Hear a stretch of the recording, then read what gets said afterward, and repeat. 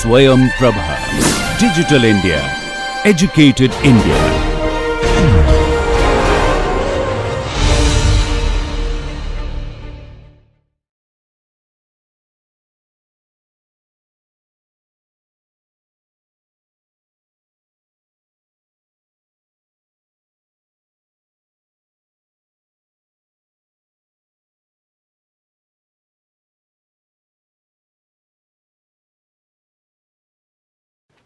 Hello and welcome to the penultimate in the entire series of marketing management, a VUCA perspective, where we have discussed a lot of fundamentals.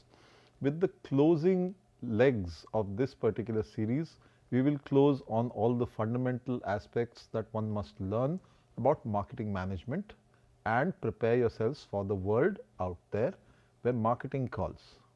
I am your friend and your tour guide on this amazing journey, Siddhi Prad Bhattacharya. The famous Michael Porter, who has in fact settled a lot of conversations down in marketing communications, etc., has spoken very famously that strategy is at the core of whatever we are doing. And what is strategy really? It is choosing what not to do. When you're faced with odds that look very similar to each other, it becomes extremely difficult for an organization and a marketer specifically to choose which particular path to tread on. And strategically, once you're actually done with implementing whatever you've thought through, that is when you turn back and see whether your path to that particular juncture has helped you or hindered you in the growth process. As marketers, as thinkers, we must always look at scenarios, we must always look at simulative interpretations of what the world can be from where we stand, and try and ensure that the paths we tread take us in a certain specific direction towards success and growth. So, with that, we come to driving the market with various advantages that we can derive out of the entire process by planning, by strategy. We map the market through models and take inputs from top marketing models to help us as marketers prepare better for marketing success. If you remember, this was where we took our conversation when we walked into this last space of mapping the market to the organization's advantage, when we spoke of the core marketing concepts we were discussing at length.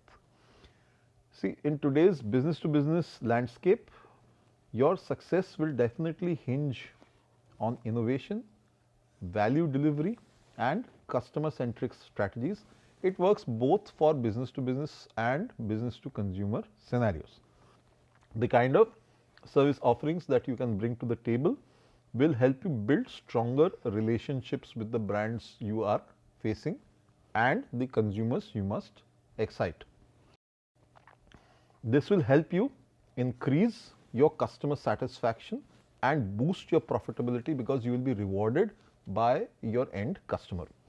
You've seen examples like Rolls-Royce and Adobe Systems, and you've also seen how ABB, Emerson Electric have been able to manage their affairs in this particular area. You have always got to have good market positioning, how you stand apart from whoever else. We've talked about the red and blue ocean scenarios, how you move yourself into a space so that you are uniquely significant in that space and your customer comes looking for you by name, by what you can do. These are aspects which are very, very important, and these will have unified and impactful corporate identities which will give you the necessary trust and recognition globally, and this will help you derive the kind of value you want as a prominent corporate player in that particular organizational setup. So, you will be able to overcome your price pressures because the value you bring to the table will be perceived as higher than the ticket price that you are commanding for it, and it will give you an ability to push through your total cost of ownership solutions, so that people see that the value which is generated out of buying something of you is higher than the price they are paying for what they are taking from you, which will come through the economic value analysis, the trade off that they are doing with their money, so that they get something which is of higher value when it comes from you. The collaborative cost saving in this case will be for long term benefits, both for yourselves as sellers and for your prospects as buyers. And the communication of whatever you are doing, especially through digital channels, will play a pivotal role in connecting your customers and conveying this value very, very effectively. You will have then finally strategic service enhancements, strong branding and value based pricing strategies, which will help you thrive in competitive markets and build enduring customer loyalty. At the end of the day, it is all about being known for who you are, what you bring to the table and how you are making a difference when people are buying from you. So, with all of these things kept in consideration, we move into mapping how we can increase the customer benefits. Your evolving marketing models today are a world of core concepts where you understand your audiences better, the customer centricity aspect of which we have covered, and you help carve out relevant spaces for yourself, so that your customer and your seller interactions are always a valued outcome of the entire exchange. Now, when it comes to business processes and value chain analysis, you tend to look at any business process which involves paying for whatever inputs you have brought in, and you process them to add value and sell your outputs for a profit. And Michael Porter has put this in the form of what we have discussed in the previous time around: inbound logistics, operations, outbound logistics, marketing, sales, services. These form the entire value chain. And you have got supporting services and activities in infra, human resources, technology development and procurement. I am just bringing this back so that you remember that all these facets are equally important in the entire offering that you create and position in front of your prospects and customers. The VCA aims to scrutinize each of these activities and finds areas for value addition, and that helps you improve your profit margins in the longer run. Now, in terms of the analysis, value chain provides a lot of steps which you can partake of. There is activity analysis, where you identify and analyze business activities and their value contributions through a flowchart analysis. Then there is value analysis, which helps you examine each activity and maximize the value which the customer will derive out of your activities. For example, you improve your customer service and the response time, and they benefit from it. Then there is evaluation continuously, and you plan further, where you assess whether changes are worthwhile and whether they make for the kind of cost that they are incurring to you. And then within that also you are able to prioritize which activities to take up first and which to keep for later, and you plan what steps are actionables so that you reach the intended objective.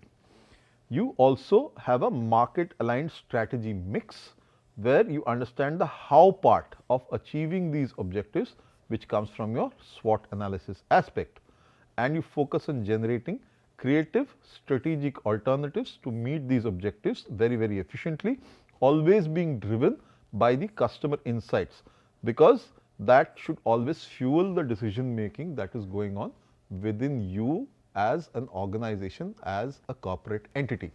At the end of the day, the existence of any corporate or any brand or any organization is to create value for its intended customer, and that is unmissable. So, therefore, whatever your decisions are, they always have to benefit your customer, because the more your customer thrives, the more business actually lands up at your doorstep.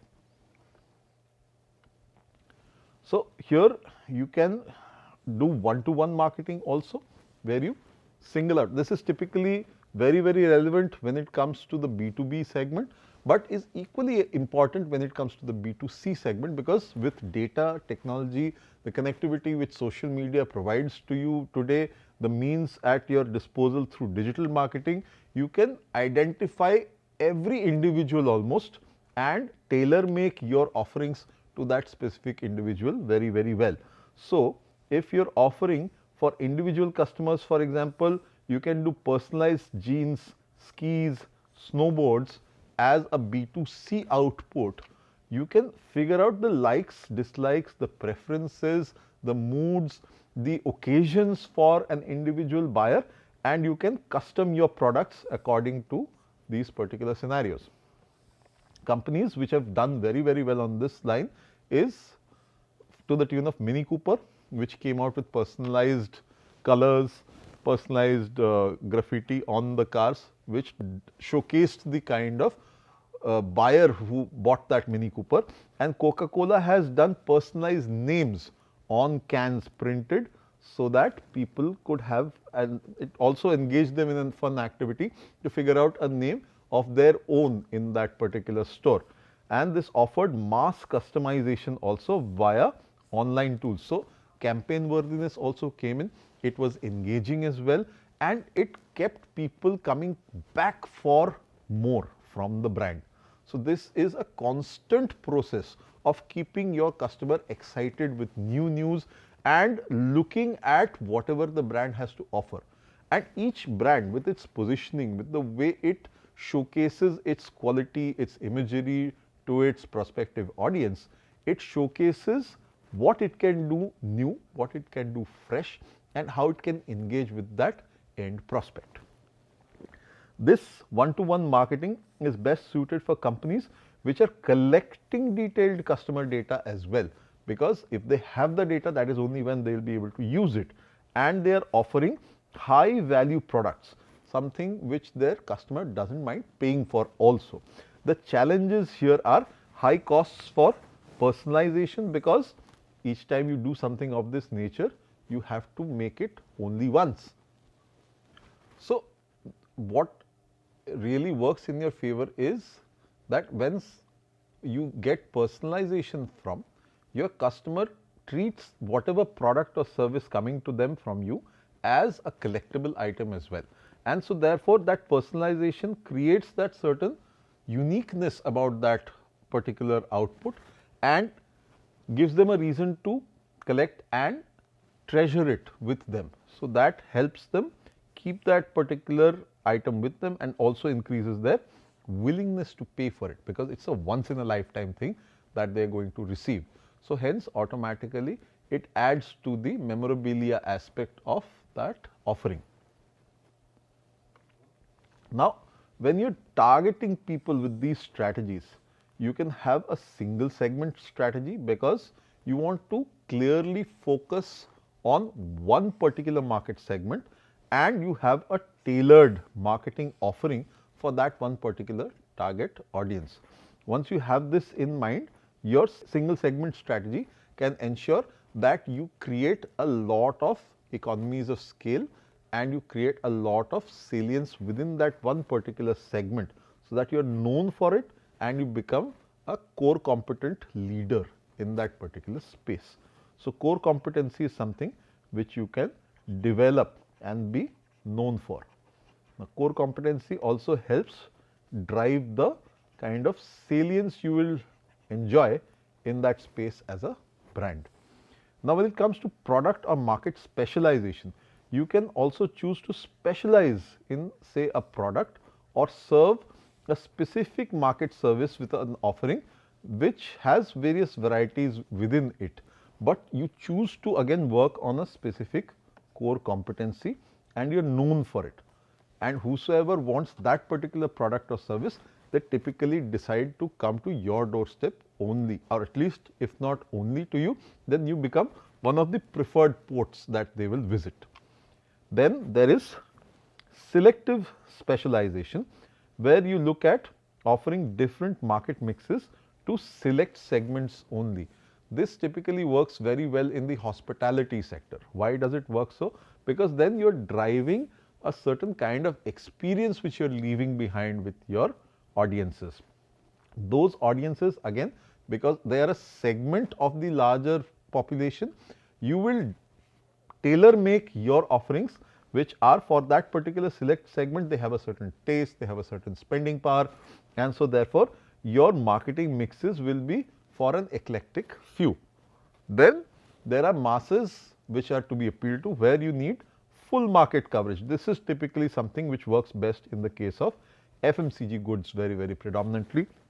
Here you serve the entire market. So, Coca-Cola is basically drunk by anybody who can afford a can or a bottle, and it here uses a mass or differentiated marketing strategy.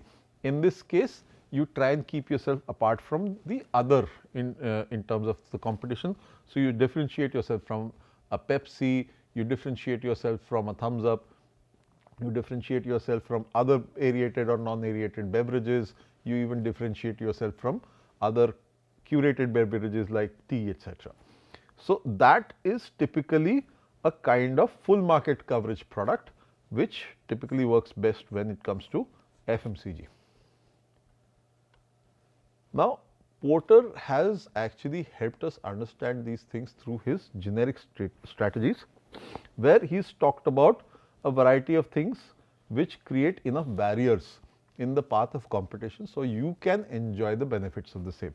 One of these is cost leadership, where you're competing on price with low cost products, but you have set yourself at the bottom bare benchmark, so that nobody is able to break through that price floor. So, you enjoy that particular cost leadership because you've developed your economies of scale, your distribution,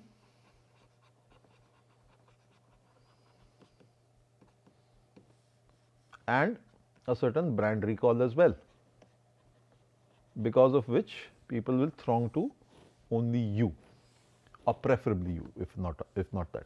Then there are areas of differentiation where you are offering certain unique, desirable products, and hence you will be working with competition around you, but your differentiation will get you to a market segment which will swear by you, and there will be some others who are fence sitters, who will keep swinging your way and the competitions based on their own conveniences. Here your focus will be on specialized services for niche markets. So, therefore, you will be creating what we call curated experiences.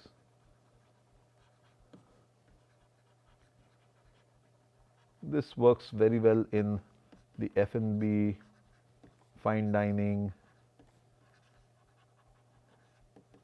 hospitality sectors, and you can get to see a variety of brands picking this up as their main forte and their modus operandi when it comes to the kind of way their businesses are run. Now, how do you work in certain scenarios like this?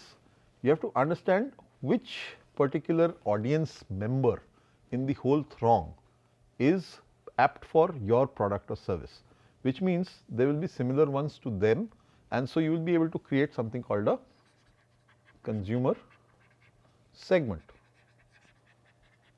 That is the basis of your segmentation. You will be able to put out communication which is aimed at that particular segment and will not interest others that much. So, therefore, there is communication which is targeted at that select consumer segment, and you will try and posture yourself as a brand with certain features, benefits, imagery, etc., which will be your positioning, and that will create a proposition which is unique from your side, and that is why people will consider you. Together, segmentation, targeting and positioning help come up with the campaignable ideas which marketers use, and this together is known as STP, a very standard go-to procedure for all marketers. This ensures that marketing offerings which are part of the 4 Ps, we will come to those again, align with the segmentation strategy to create a strong value proposition for targeted customer groups. And if you do this well, the STP strategy will finally lead to successful market outcomes. You need to know exactly what you are doing, how you are going about it, and if you are doing it with the right kind of people. So, these things put together will give you a measured successful strike rate. Now, with all these things in mind, what are we thinking in terms of target compatibility and how attractive do you actually appear to the end consumer you are trying to cajole? When it comes to a company's resources and the ability to deliver a superior value, not everybody will perceive that value to be superior. Not everybody will think that this is something which is apt for their requirements either. So, therefore, you have to very, very clearly look at a target audience, which is why in marketing speak you will find this conversation happening most often than not. You are looking at a target audience or a target group.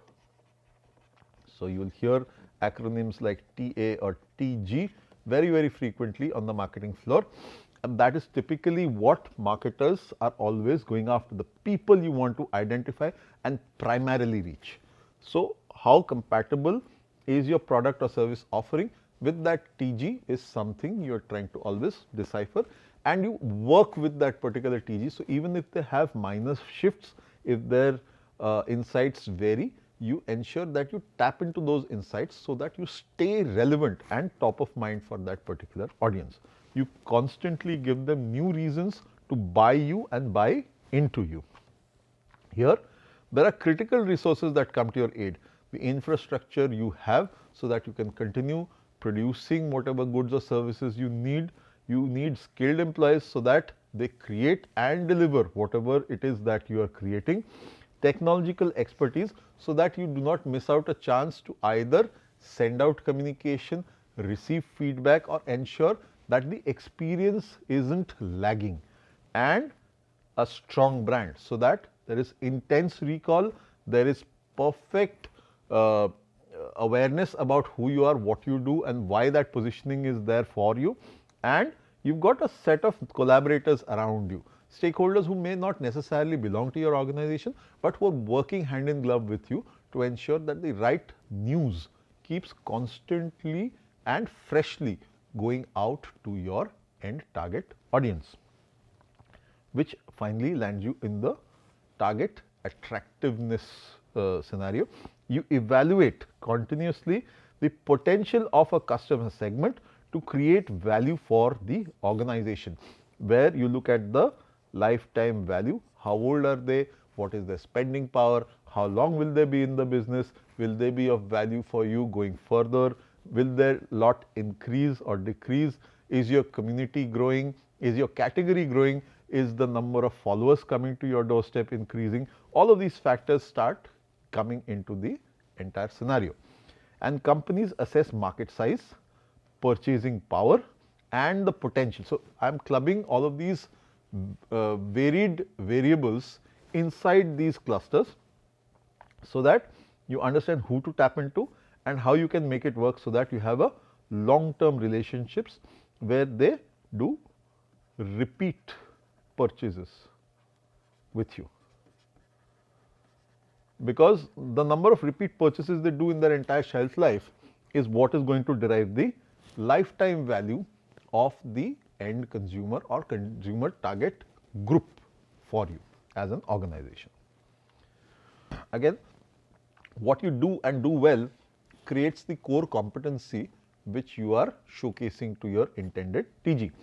Strategically, if you place this in a way that is convincing and it cuts ice with that particular TG, then you will see success, and because of your core competencies, you will be able to have distinct advantages. These will contribute significantly to the kind of customer value that you are able to generate. What are the characteristics of these core competencies? You can have broad market applications. It will definitely be difficult to imitate, and even if somebody imitates it, you will be the first mover and have that advantage. So, anybody else who comes into that particular space will always be facing the fear of competing with you.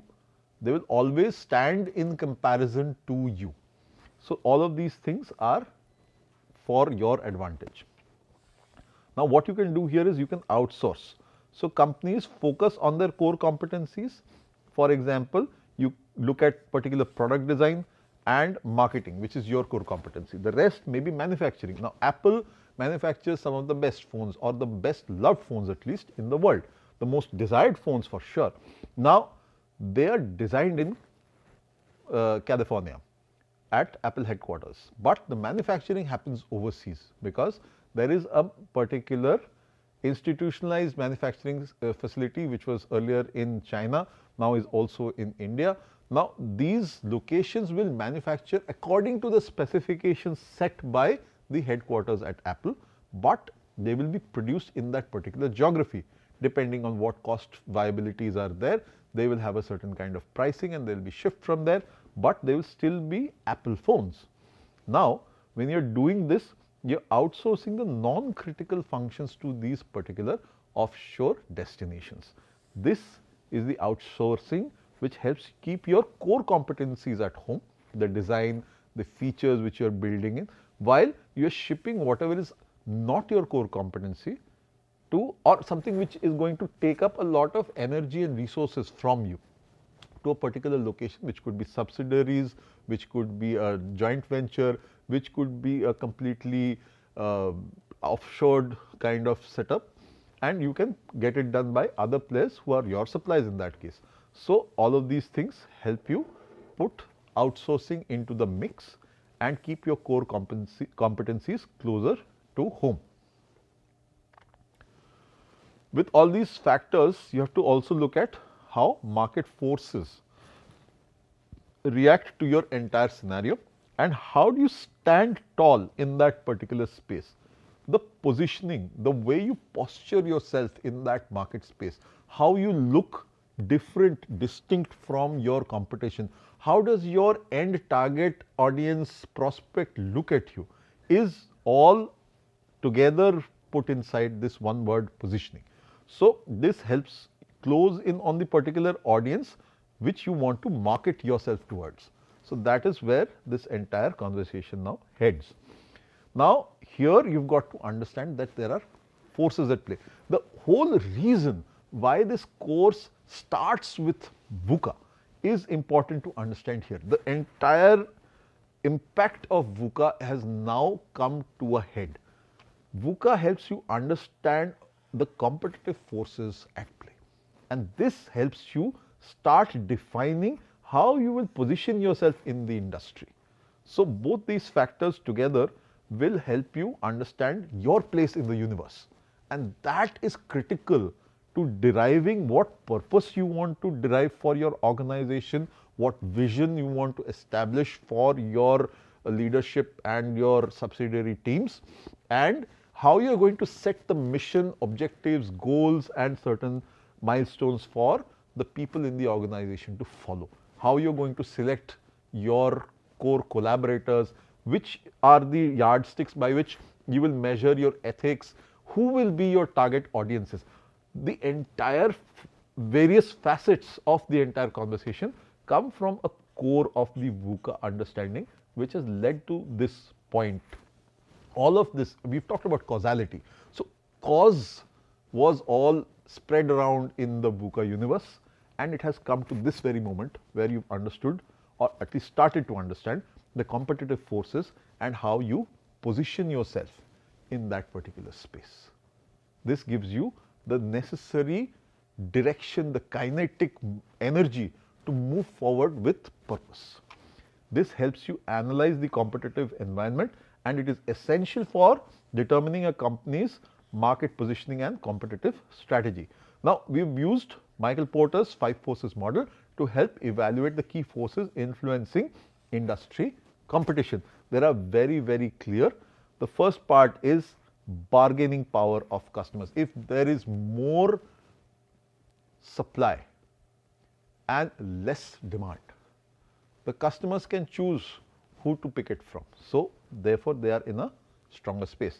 The reverse of it is if there is more demand and fewer suppliers. So, then the suppliers can choose what particular pound of flesh they want to derive out of the entire interaction.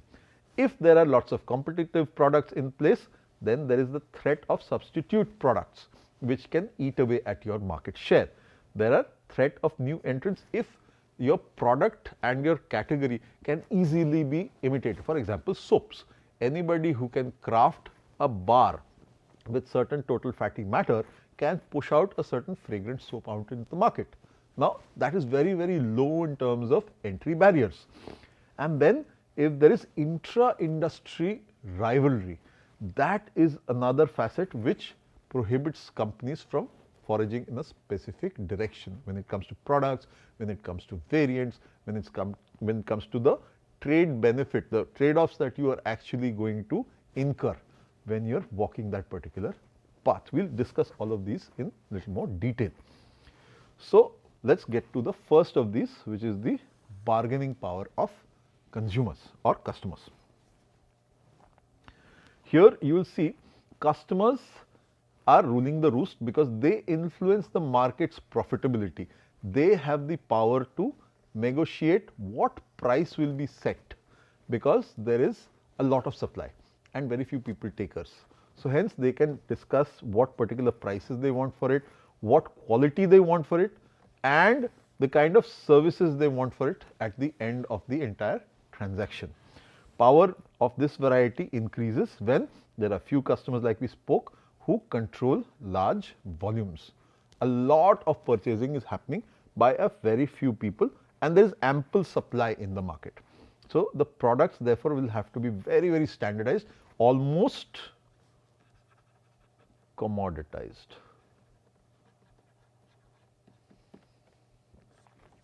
And switching of the suppliers is easy. Now, for example, if you were to buy gold bullion is a commodity. You can buy it from a bank, you can buy it from a jeweler, you can buy it at any gold exchange as well. If you do not want to keep bullion, you can buy it in ETF certificates. Now, the whole concept around here is you are buying value when it matters in gold. So, it is commoditized because you only have to look at the going rate for the day, and whosoever thereafter, because everybody is trying to sell gold, whosoever is in the business, you can negotiate the best price if you are talking to 3-4 different people. Same goes for the kind of quality, because you ensure that it is 24 carats if you are buying bullion, and the kind of services which they give you. So, if they give you a certain specific locker service, or if they do a home delivery, or if they directly put it in your bank, if you are buying the ETF certificates, do they have a demat link up? All of these things are going to feature in how well you are going to choose one particular supplier over the other. The same thing happens when you end up buying a car. Now, if you have test driven 3-4 cars, what typically happens is you will start negotiating, and if you are not particularly keen on any one particular brand or product, you will try to have different car dealerships fight amongst themselves to offer you the best value deal. So, what kind of accessories can you get, what kind of features can you get, which particular model line are you getting, what is the fuel economy. There are various things that you can consider amongst these aspects, and that helps you as a buyer to drive whatever bargain you want out of the entire transaction. Obviously, there are limited means within which they will also operate. Beyond that, they will try and walk away from that deal.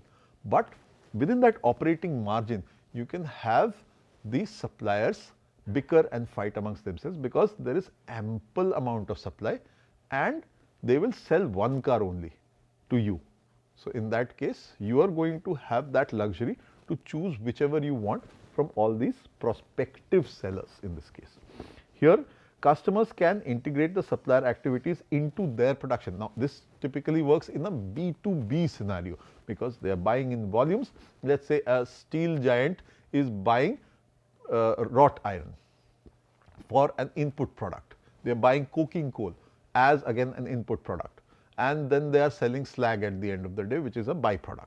So, for all these scenarios, they can integrate the supplier activities and make the suppliers their ancillaries, because their size, scale and operations and probably their cash worth is so high that they can actually have a vertical integration, what we call as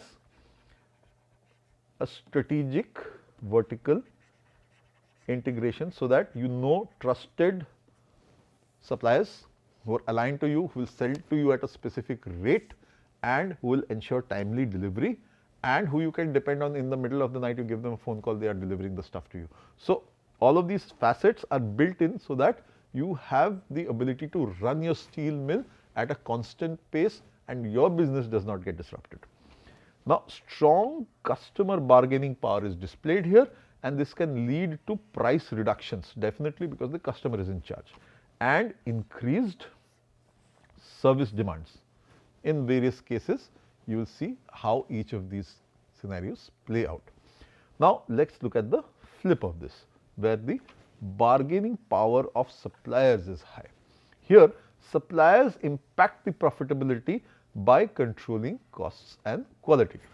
Their power is higher when the suppliers are concentrated or monopolistic, if there are fewer suppliers and they have a coveted item which they are able to sell in the market. They control the supply entirely. So, they can choke it, they can increase the price, and they can wait until the price goes up to ensure they make a killing at the end of the entire episode.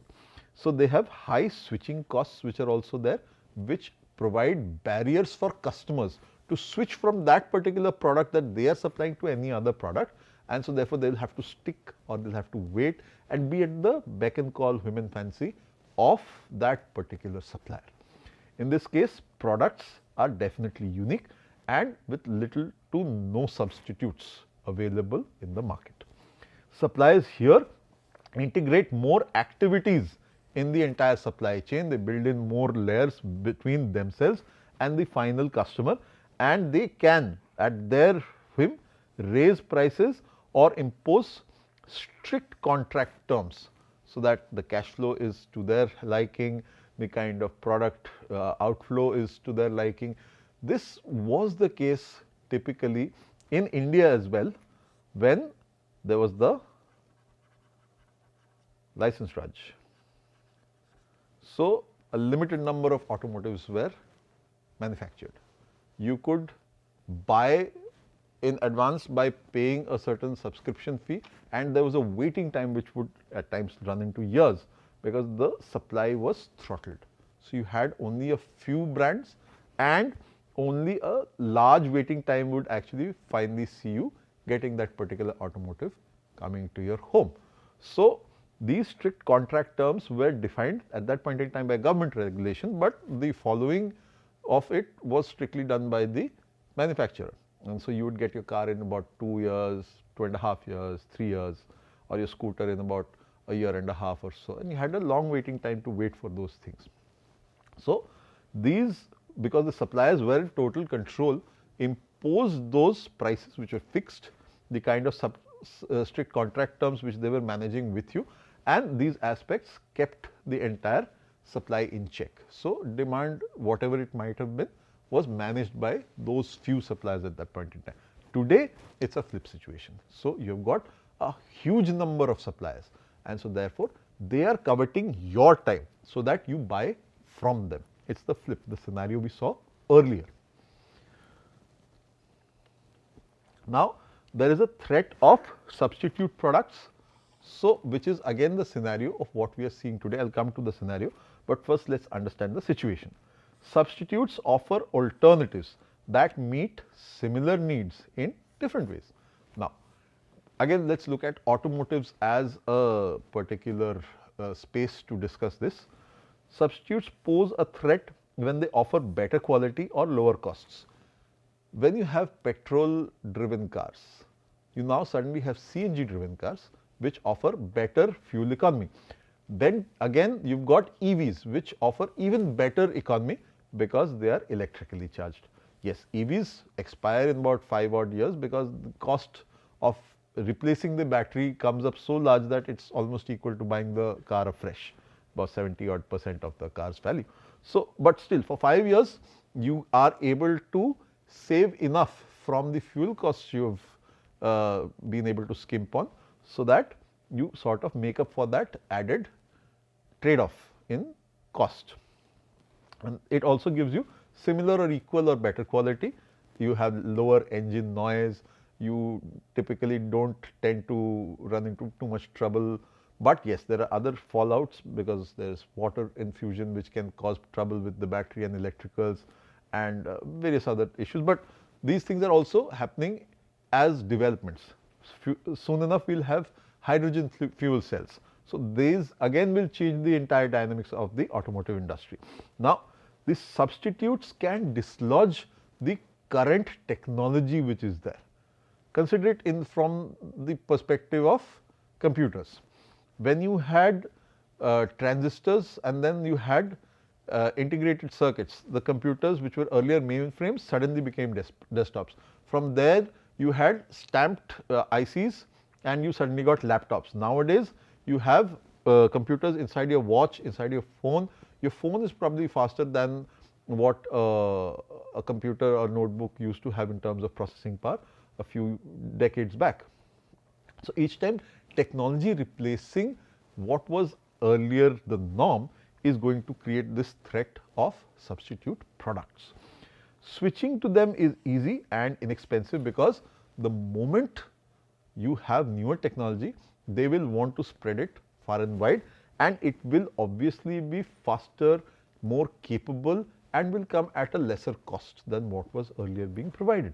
So, automatically the upgradation will be instant and you will be able to move to that particular band very quickly. These substitutes can put pressure prices and reduce the market share of whatever is happening today.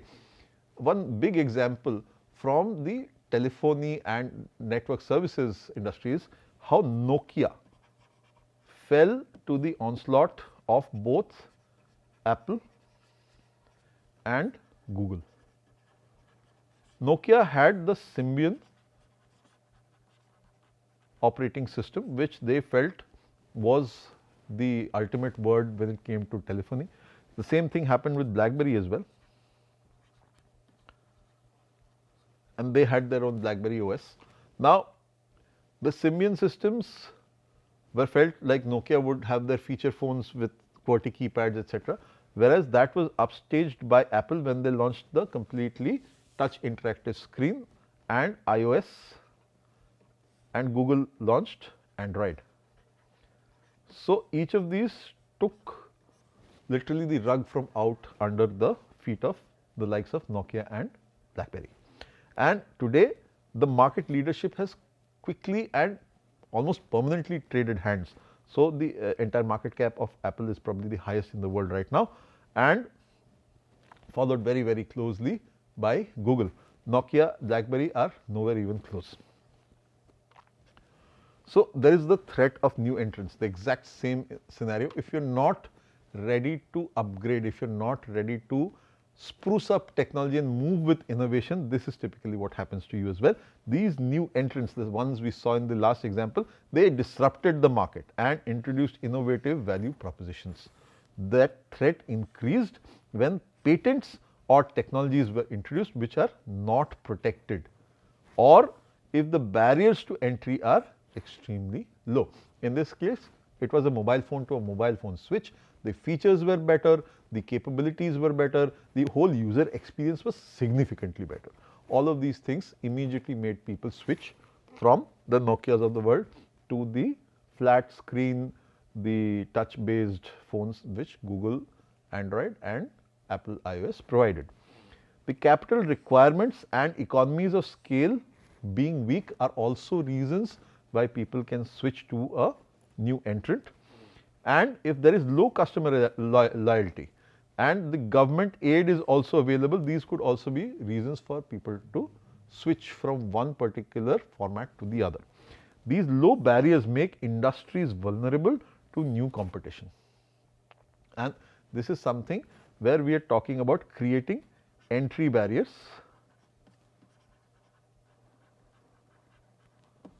to industry and through technology and innovations.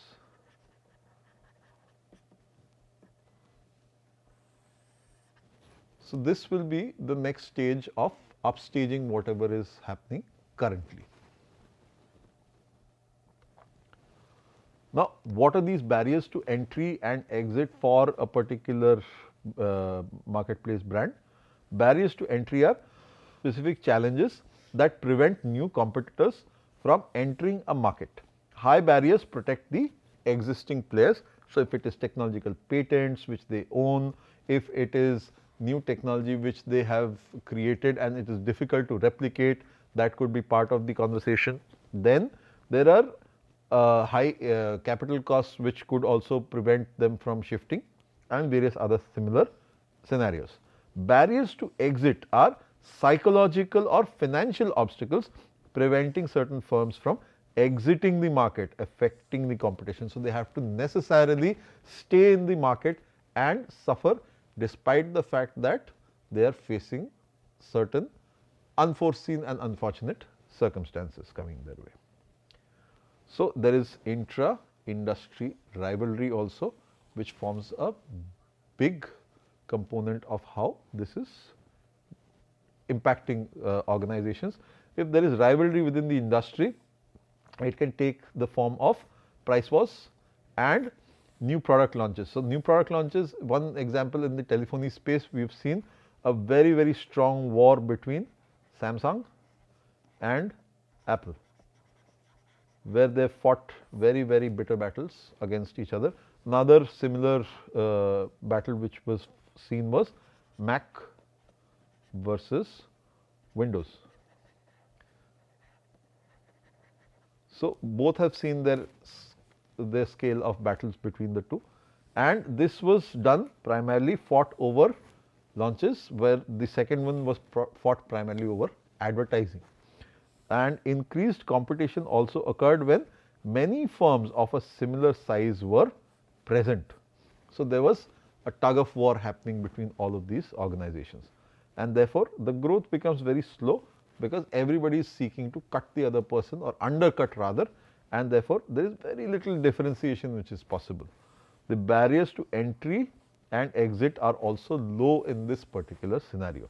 So, there is strong internal competition which reduces the profitability and creates a strategic pressure on the organizations playing in that particular space.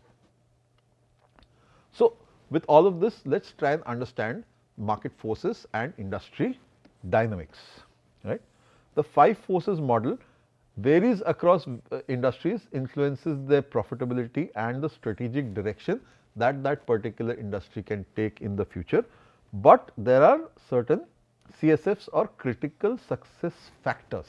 Now, what are these? These are key elements which help focus and gain competitive advantage over their competition. How strong competition forces limit the strategic flexibility, while weaker forces provide more opportunities for profit. So, various things can come in here. If you have got tech innovation, if you have got core competence, if you have got brand loyalty, if you have got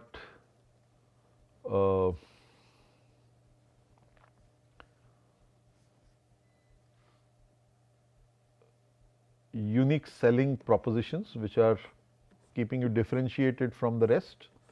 These are aspects of what can give a particular organization or brand better capabilities vis-a-vis their competition and help them hold their own in the market. Lacking in these will automatically create weaker forces which will get the opportunity out to competition to try and eat into their market share. So, how do you keep a strategy for sustainable competitive advantage? You always have to, if you are wishing to keep your organization flourishing and thriving, you will have to continuously ensure that the competitive advantage which you have or maybe enjoyed today has to be sustained for the foreseeable future. So, companies therefore need to navigate these competitive forces by protecting their margins and market share. Therefore, identifying and leveraging these sustainable advantages is crucial for long term profitability. So, your entire organizational performance will depend on how well these companies manage and influence the competitive forces. Here, innovation, customer centricity, user experience, and whatever we discussed in the previous slide, all of these factors, they are all together part of what organizations can keep in their kitty, so that they manage their organizations well and influence competitive forces in such a way, so that they are able to strike an advantage and sustain it over elongated and elevated periods of time. Michael Porter's 5 forces model was critiqued a bit because it was felt that it was not entirely able to address market aspects, and was expanded later with a 6th force, which was public authorities, because a lot of policy changes tend to come from public authorities, governments and municipal bodies, etc.